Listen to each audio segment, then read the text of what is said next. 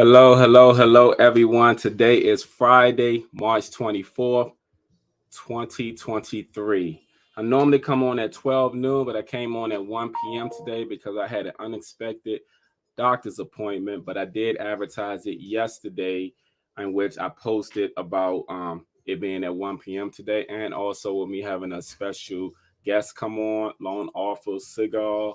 And I'm not going to say her last name. I'm going to let her say it when she gets on because I do not want to mess it up. So, as you all know, this is real estate, real life, real talk, and real live with me, your host, Damon the Agent, where I come to you every week with the latest real estate trend. And then I also like to talk about a topic that may be on my mind or may be trending. So today I'm going to talk about pride kills.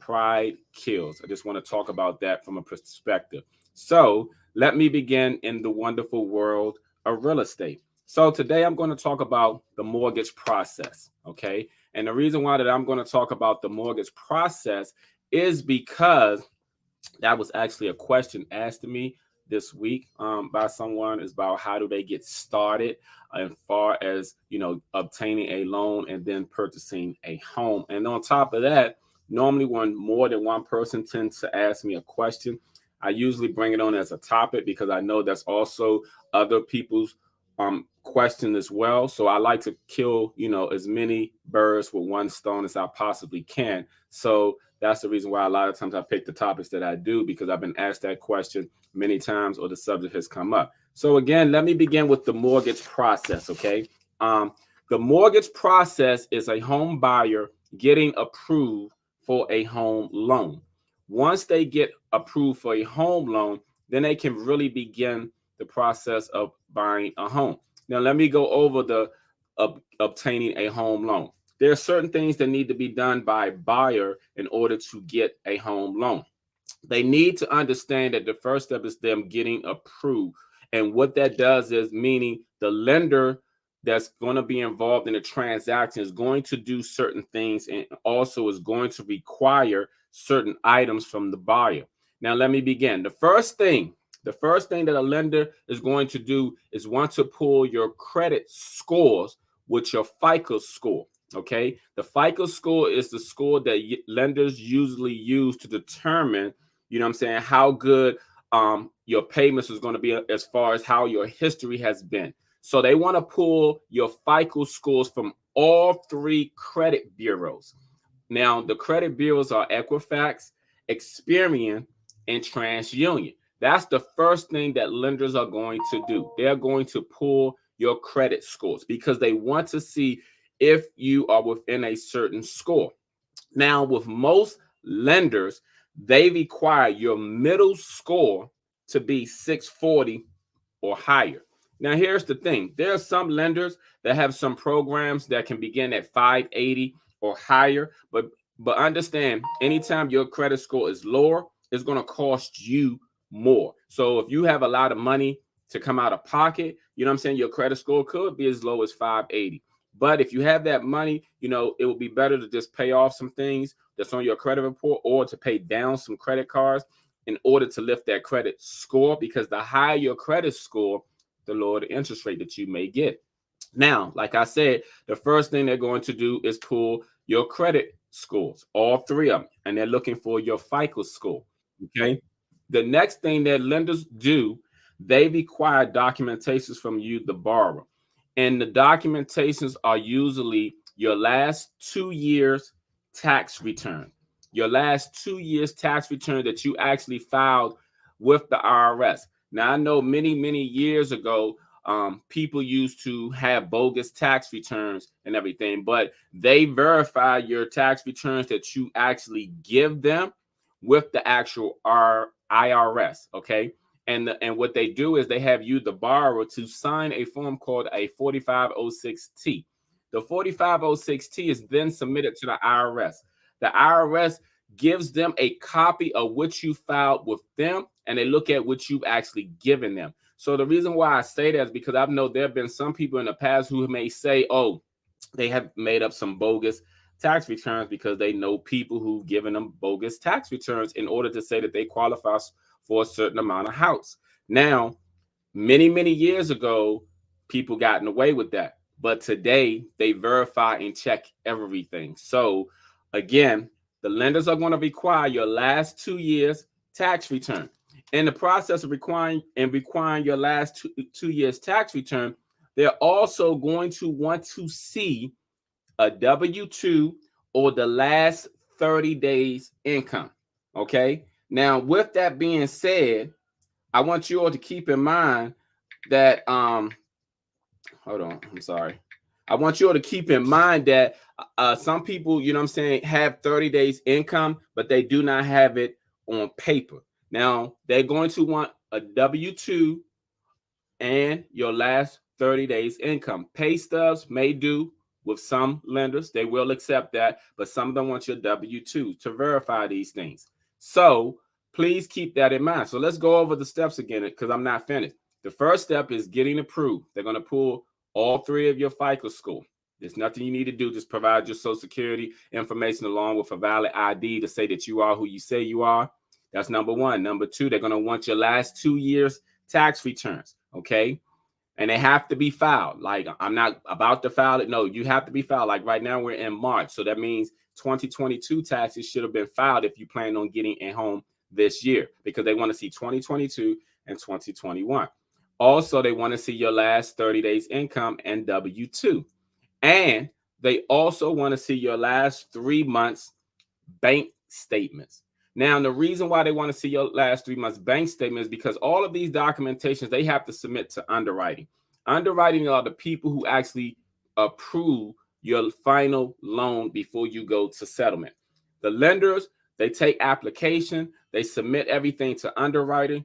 Underwriting are the people who actually say, okay, this loan is a go. Because underwriting is also the people who are going to verify your tax returns. They're going to look at your last 30 days income. They're going to look at your bank statements because they want to see how much money you have in your bank statement or that you don't have. Because of course there are programs out here to assist people, but there are also people who don't qualify for programs. So the people who don't qualify for programs and they have to put money down and have closing costs, they want to see that that money is sitting in your bank accounts.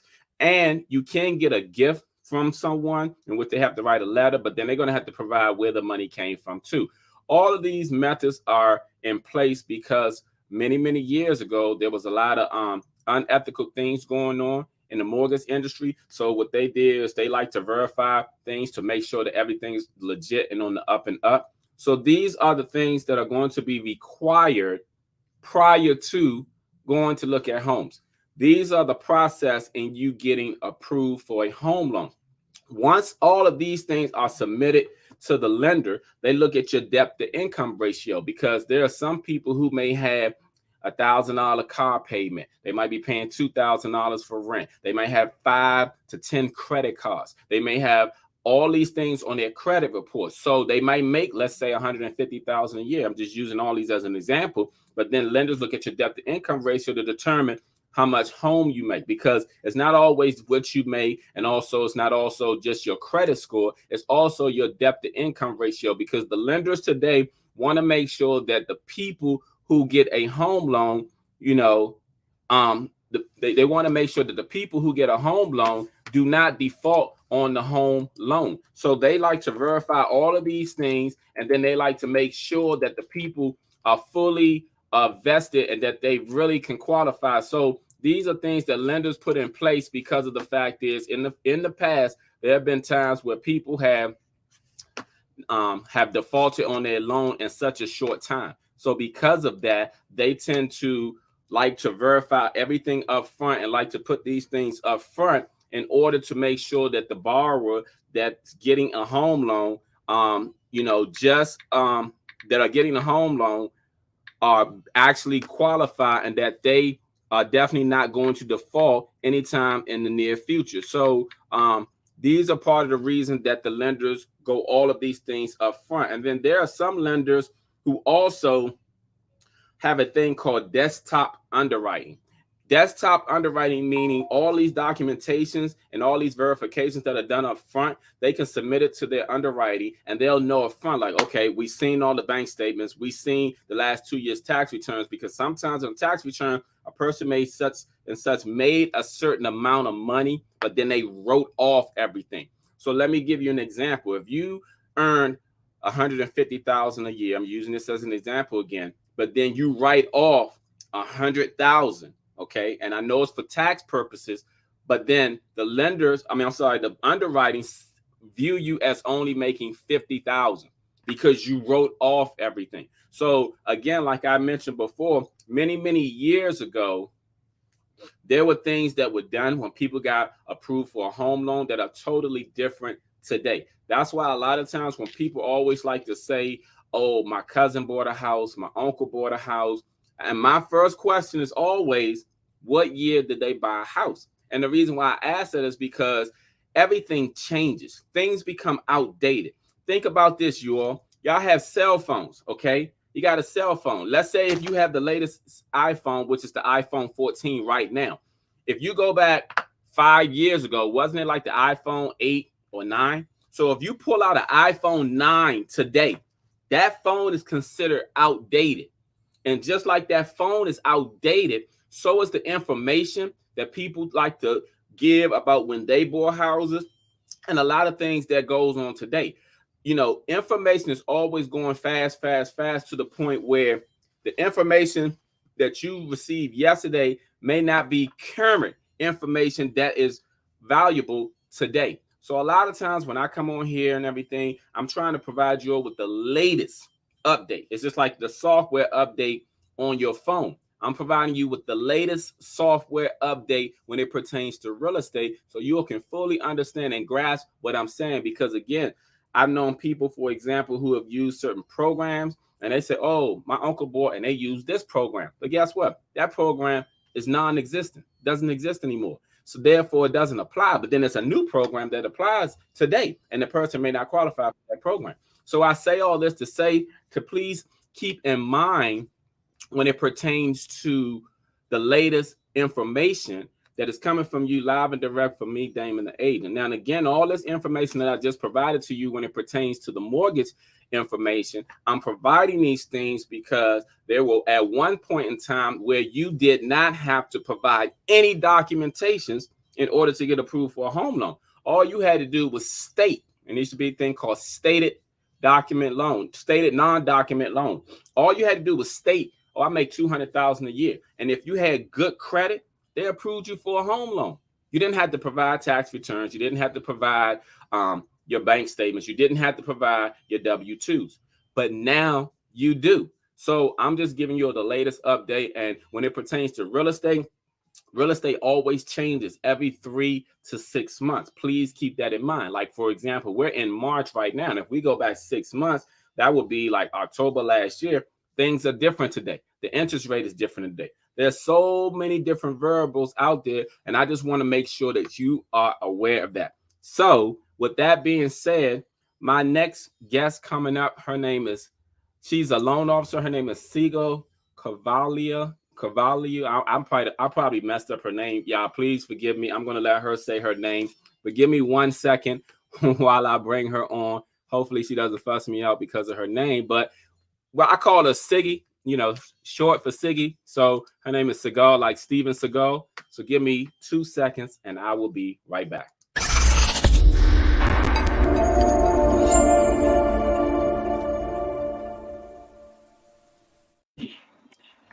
Hello. How are you? Hey, Damon. I'm good. How are you? I am great. I was just going over the mortgage process with my audience, and I was just talking about the way as far as people getting approved for home loans. Today I had someone ask me actually yesterday about how do they get a home loan. So I just broke it down as far as, lenders pulling their 3 scores, mainly their FICO score. They have to have documentations as far as the last 2 years tax returns, last 30 days income and W-2, and then also the last 3 year bank statements. So with that being said, can you give us a brief introduction of who you are, what you do, and what's, you know what I'm saying, what you have to offer people? Yeah, so I'm Sigal. I'm a loan officer with Benchmark Mortgage, and I help everyday people purchase real estate and start building generational and long-term wealth through home ownership. So I help a lot of first-time home buyers, a lot of repeat home buyers, and a lot of investors. Well, that's good. So how do you specifically qualify a buyer for a mortgage? So there are four things that we look for when we're looking to qualify someone. We're going Hmm. to be looking at your income, your credit, your debt, and then your assets. And we look at all these four things, and we are essentially looking for your debt to income ratio. And your debt to income ratio is going to tell us how much you're qualified for and what your buying power is. And that's really just your income in relation to how much debt you have. So we take all your monthly debts and your potential or your anticipated mortgage payment. And all these things have to be typically below 45 to 50% debt to income ratio. So Okay. we're going to have you apply online. You're going to submit your documents, and then that's what we're really looking for.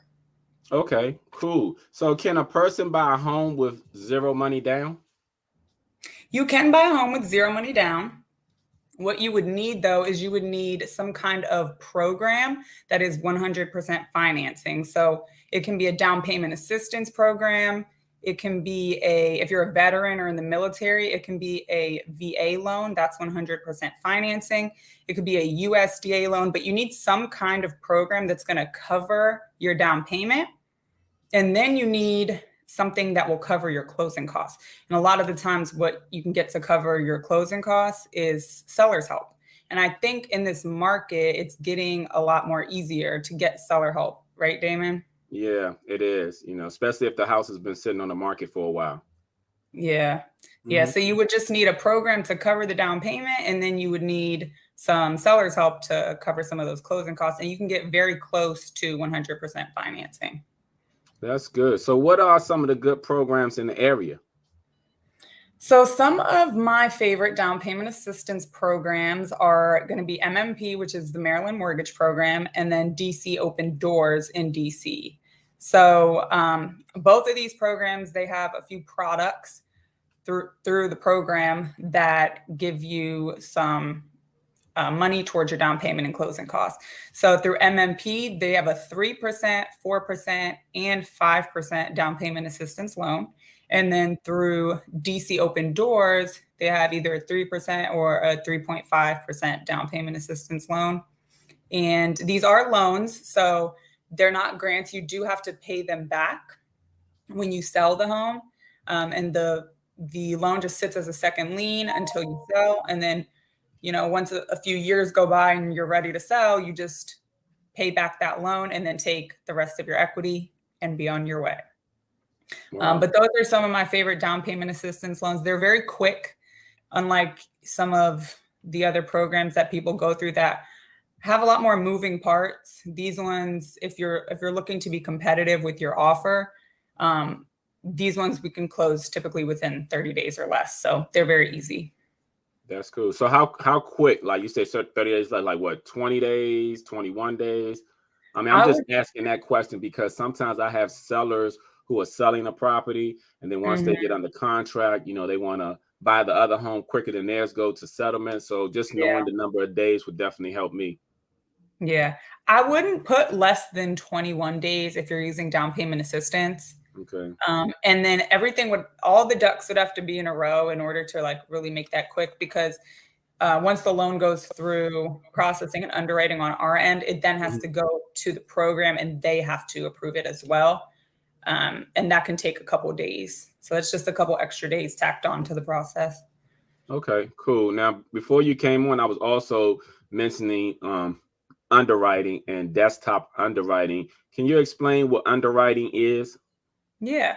So underwriting is a process that your loan goes through. The underwriter is the one that makes that final approval and clear to close on your loan. So once you get pre-approved through a loan officer and you go under contract, we're going to submit your loan to processing. We're going to package that up nicely and submit it to the underwriter. The underwriter is going to look through the file and they're going to issue a conditional approval, which means your loan is approved contingent upon you fulfilling these conditions. And those conditions may be an updated pay stub or an updated bank statement or a letter of explanation explaining a large deposit that you had into your account, things like that. Once you fulfill those conditions, the underwriter will issue your final approval and then you can close on your loan. So that's all that is. It's just a process that your loan goes through, and the underwriter is the one that ultimately gives that final approval for your loan. Okay. That sounds good. So how long have you been doing loans? So I've been in the business since 2016. Okay. I started off doing refinances for kind of like a call center company. I was doing VA cash out refinance loans, and that's the company that trained me and paid for my licensing and things like that. Okay. And then I decided to come over into the purchase world, and that's how I've been here. Been here ever since. Yeah, so I kind of fell into the industry. I don't think people just like wake up and say, "Oh, I want to be a loan officer." Right, exactly. I never said that about being a real estate agent, so I definitely understand that. So another question is, when it pertains to loan products, FHA, conventional, VA, well, excluding VA, but between FHA and conventional, how do loan officers determine which one would be the best fit for a potential buyer? Is it the amount of money that they have saved to put down, or what? And which one is the better product, if it is a such thing as a better product? Yeah. So FHA loans are backed by the government, and then conventional loans are through Fannie Mae or Freddie Mac. And so FHA loans, because they're backed by the government and insured by the government, they are more lenient when it comes to credit score requirements, when it comes to down payment and things like that. I'd say if you have really good credit, like 720, 740 or higher, I would most likely take you the conventional route. And it's mainly because of mortgage insurance. So FHA has two types of mortgage insurance. They have an upfront mortgage insurance and then a monthly mortgage insurance. And this amount is fixed. The upfront amount is tacked on to your loan amount, and then the monthly amount you pay every month. It's fixed and it never falls off, and it doesn't matter what your credit score is, it's still going to be the same amount. With conventional, you don't have upfront mortgage insurance. You only have monthly mortgage insurance. And if your credit is good, your mortgage insurance will be a lot less every month with conventional than it will be with FHA. So recently it's gotten a little tricky because, Damon, I don't know if you heard, they lowered the MIP amount from 0.85% to 0.55%. So now FHA loans, they're looking like a little better, but still, because of the upfront mortgage insurance that FHA has, and because it never falls off, I would probably still take my clients conventional if they qualify for that route. Okay. Because with conventional, it also falls off when your loan to value hits 80%. Okay. Well, that's good information. So, well, I appreciate all of your information. Where can people find you if they want to get in contact and get a loan? So you got my YouTube there. That's my YouTube channel. I put a lot of good content on there just about credit, different loan programs, all things mortgages. And then my Instagram is Siggy, Sig, SIGGYSIG. And all my contact information is really on my YouTube channel and my Instagram. Okay. Well, that's good information. I mean, I really appreciate you coming on, taking the time to come on. Thank you very much. And I appreciate all the information that you just gave to everyone. So you said you were Benchmark Mortgage, correct? Yep, Benchmark Mortgage. And we're a residential mortgage lender. We do all types of mortgage loans, from FHA, conventional, VA, USDA, and down payment assistance. So Refinance?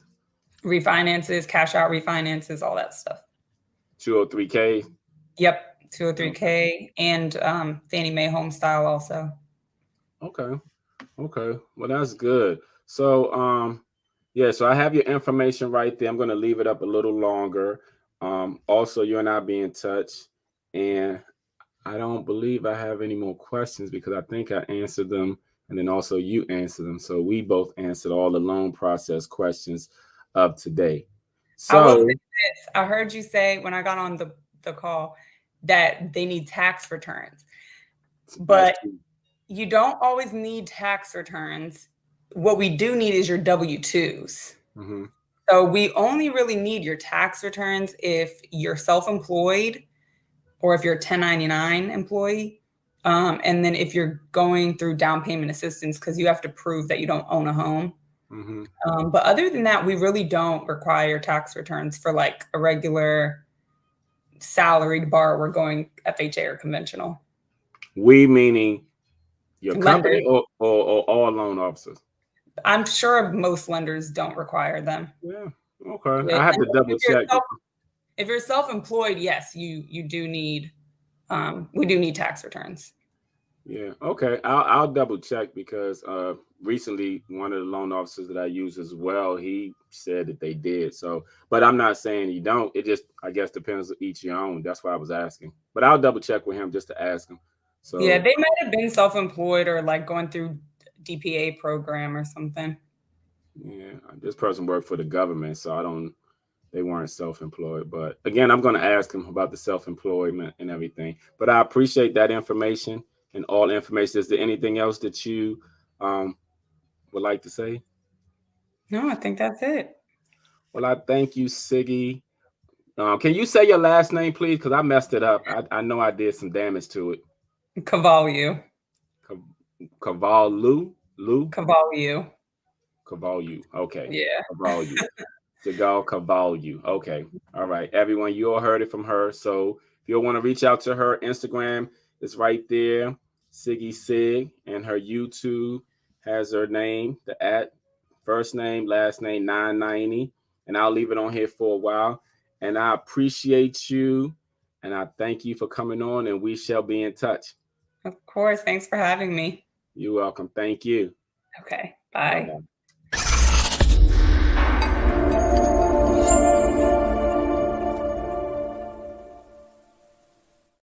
All right, you all. That was loan officer Sigal Covaliu. I'm sorry, I'm messing up her name again, Covaliu. But I'm leaving her information right there just in case anyone wants to get in contact with her via Instagram or YouTube. She says she has a lot of good content on her YouTube channel. So please check her out if you get a chance. So I wanted to also go over my topic today, which is pride kills. Okay. Pride kills. 1 second, you all.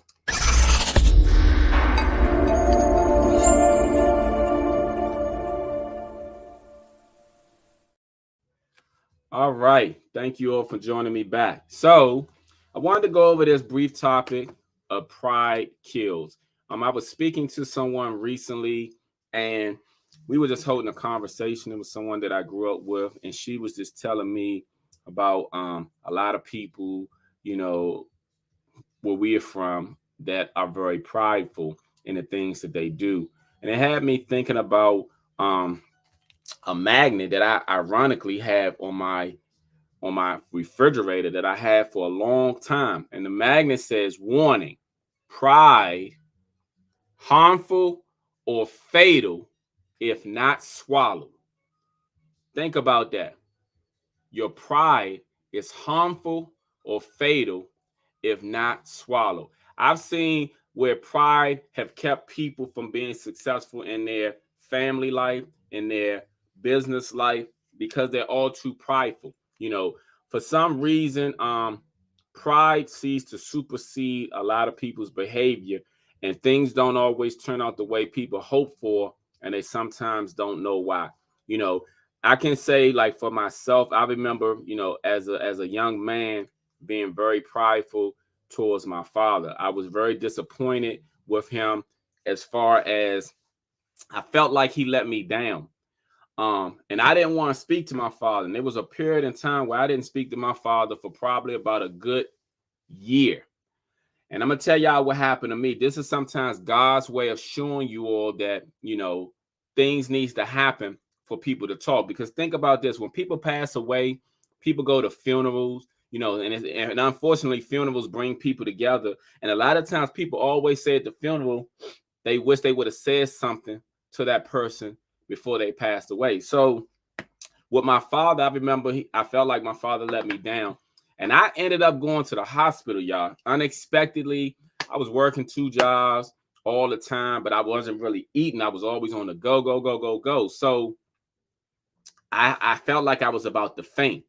So because I felt like I was about to faint, I was working for FedEx at the time. So I'd never taken off from work, but I called my manager. I was like, listen, I can't come in today because I feel like I'm about to faint. So he was like, okay, before you come back, I'm going to need a doctor's excuse because I can't have you driving behind the truck and you almost about to faint. So I said, okay, cool. So I went on to the doctor thinking it was going to be nothing. They rushed me to the hospital and they told me I had like a irregular heartbeat. It was not normal. It was something going on with my heart. So I never told my father.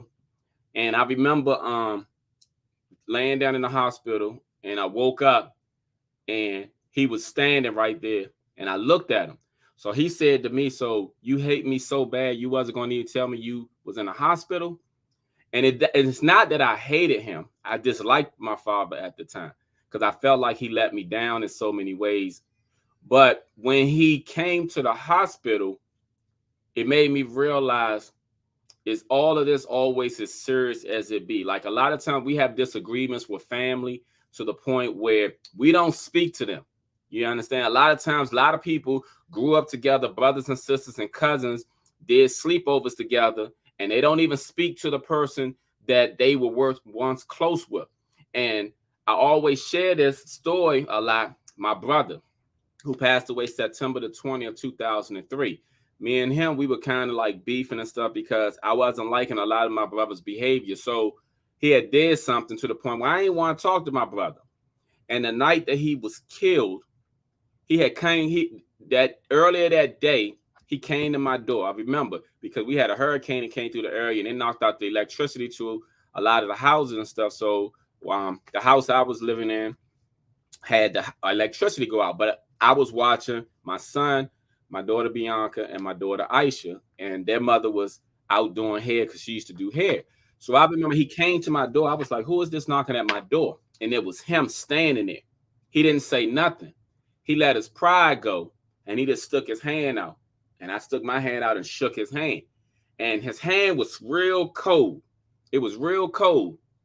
I was like, why your hand so cold? He was like, I don't know. So we kind of squashed out differences right there. Then my son had did some. I turned around. My brother was in his car. And I wanted to ask him a question. My son did something. I turned around. He pulled off. And I said to myself, oh, I'll just ask him later. What I wanted to ask him is he had turned Muslim. He had this smell on him. And I'm a person who like good smell. So I wanted to know what he had on him. So he pulled off. I said, well, I'll ask him later. Later never came, y'all. My brother, unfortunately got murdered that night. And I thought about something then. Like if he never came to my place to speak to me, I would have had the regret of him passing away with me never talking to him. And I talk about this thing called pride because I see it so much in so many instances, so many behavior. A lot of time it's the simplest thing as somebody saying hello. It's the simplest thing as somebody reaching out because pride kills our relationships with people. It kills our relationship with our loved ones. It kills our relationship with our children, with our parents. And the reason why I gave the example of my father was because I know there are plenty of people who don't speak to their parents. But one of the things that I read about is in the Bible to honor thy mother and father. It never said you had to like your parents. It said honor them. That means respect them. You ain't got to like your parents because to be honest with you, I didn't like my father when I got old in a lot of things, but I respected him. I used to always go check on him every week. I used to call him every week because he wasn't calling me. My father rarely picked up the phone to call me, and if you all had fathers like I did, y'all know sometimes the older generation, they don't call. They feel like you should call them. And I was feeling like some type of way, like, Dad, why you don't even pick me up? Why you don't even call me? You know what I'm saying? But I had to get out my feelings. And I say that to say that a lot of times people are in their feelings whenever they're dealing with pride. It's always about how you feel. If you remove your feeling, don't get me wrong, there are some situations and circumstances where it's hard to forgive a person. It's hard to speak to a person. I'm not saying everything is easy, because in this thing called life, most things are not easy, even though sometimes, somebody might make it look easy. That's why a lot of people got these get rich quick schemes, because they think everything easy. That's why people think that they can become professional athletes, because they think it's easy. Even in the world of real estate, everybody think they can sell a house. I've had many times in my 18 years, people say, oh, I'm going to do what you do. I'm going to sell houses. And I always say, you're going to do real estate?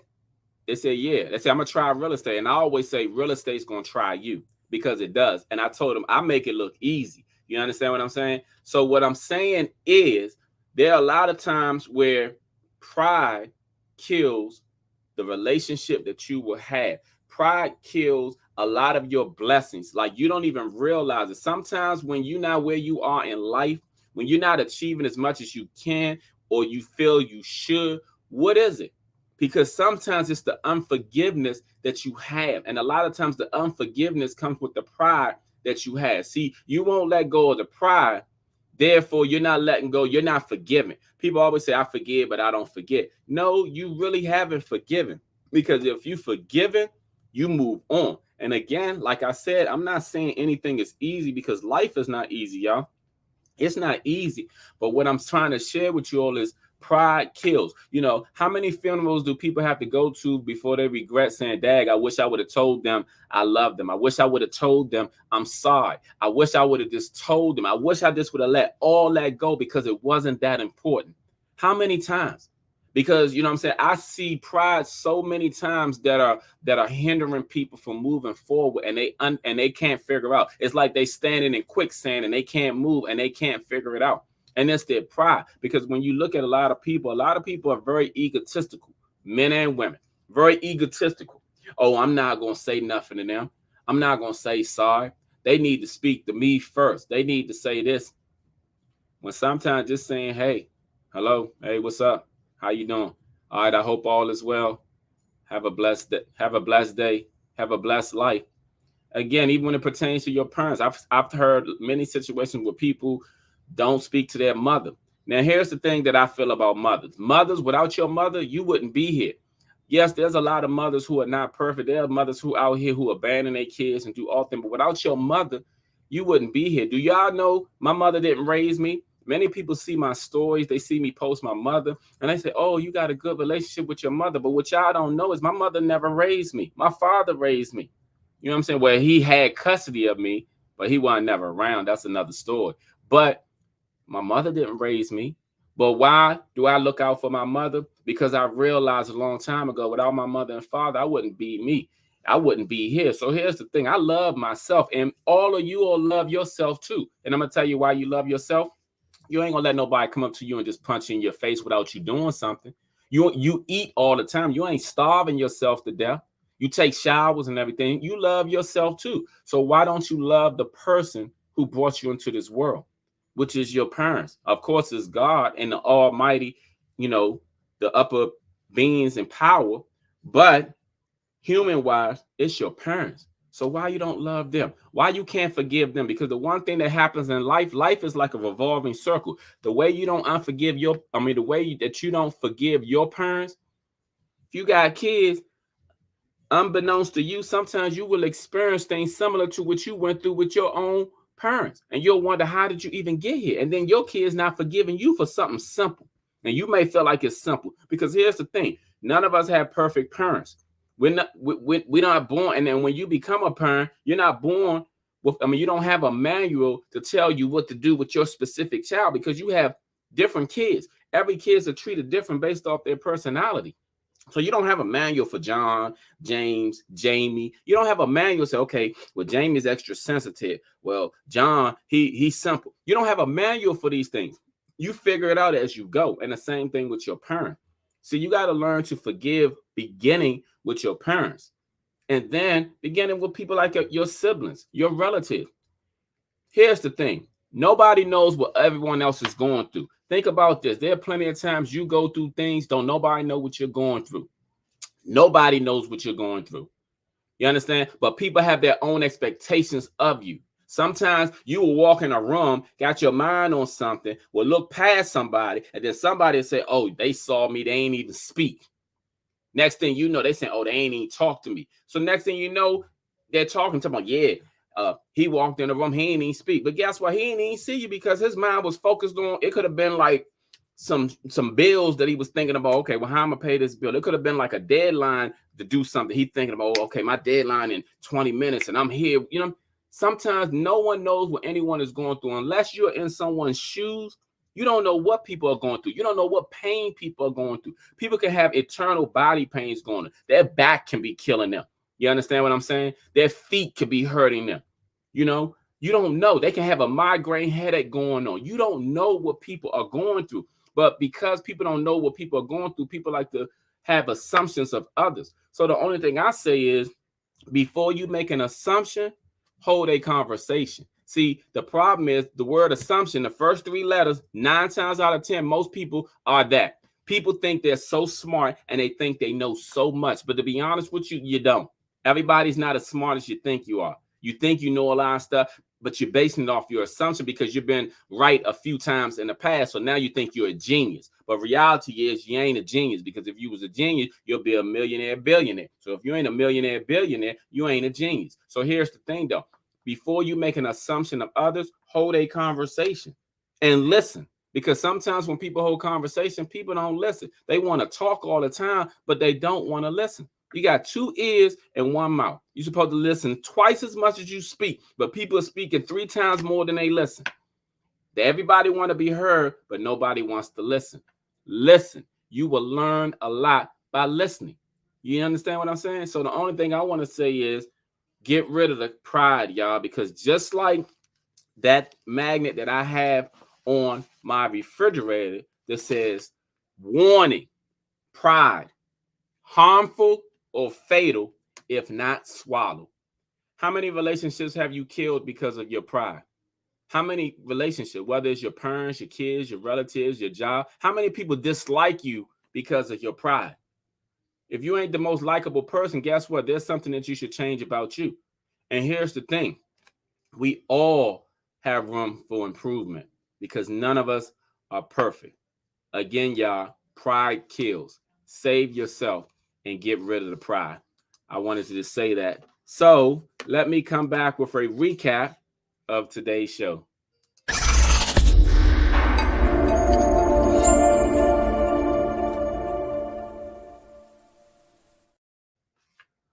All right, y'all. I wanted to, first of all, thank my guest speaker today, Sigal Covaliu. I think I got it right. Please don't quote me, but I put all her information. Let me put all her information again so you all can have it right here. Follow her on Instagram. I'm going to actually tag it on my Instagram, her page, and then on her YouTube to get all her content when it pertains to mortgages and the mortgage process. All right, y'all, recap of today's show. The mortgage process is getting approved by the lender, pulling your credit scores, you providing documentations, last 2 years tax return, last 30 days income and W-2, and your bank statements. Now, Miss Siggy said that you don't always need your bank statements. Just depends on if you're self-employed, whatever. Most lenders normally required. I'm going to follow up with other lenders just to see. But, I mean, hey, she's been doing it for 6 years. So, and that's her occupation. That's the lane she's in. I'm a realtor. So I just know a lot of information that you're going to need. So here's the thing. It's better to have that and need it than to not. It's better to have it and not need it than to need it and not have it. So have it together anyway. But a lot of times underwriting likes to verify those things to make sure, because I just know these things. But at the same time, always verify and speak to a lender, because the lenders are the ones going to tell you that. And again, getting approved is pulling your 3 credit scores, providing documentation last 2 years tax returns, last 30 days income W-2, last 3 months bank statements. They look at your debt to income ratio. They determine how much home you actually qualify based on all of that. And pride kills, y'all. I want you all to think about what I said, even if you all don't understand what I said. Please think about what I said. Even if you feel like you're not a prideful person, you are a forgiving person. I'm pretty sure, because people, they want to live this perfect life. Many people, not all people, but many people want to live this perfect life. They fronting for the gram. They out here, everybody's showing their best life. They don't want to show that they're human and anything's wrong with them. So, but pride is before the fall, is what it says in the Bible. In the Bible, Proverbs 16:18, pride goes before destruction and a haughty spirit before a fall. So please keep that in mind, that when you're feeling extremely arrogant and up, hey, all we can do is pray for you. I want to thank you all for joining my show today. And I come on every Friday at 12 noon. Today I came on at 1 p.m. because I had some things going on. I did advertise it yesterday that it would be 1 p.m. today. I thank you all for coming, for joining my show and joining every weekend. And I provide you all with the latest real estate trends, along with also having a guest speaker and also having a topic of discussion that I like to talk about most of the time. So with that being said, thank you all, and you'll have a great day. See you next week, next Friday at 12 noon. And please follow me on all of my social media platforms: YouTube, Instagram, Twitter, Snapchat, TikTok, Facebook, and LinkedIn. I thank you all. You all have a great day, and I shall see you all next week, Friday at 12 noon.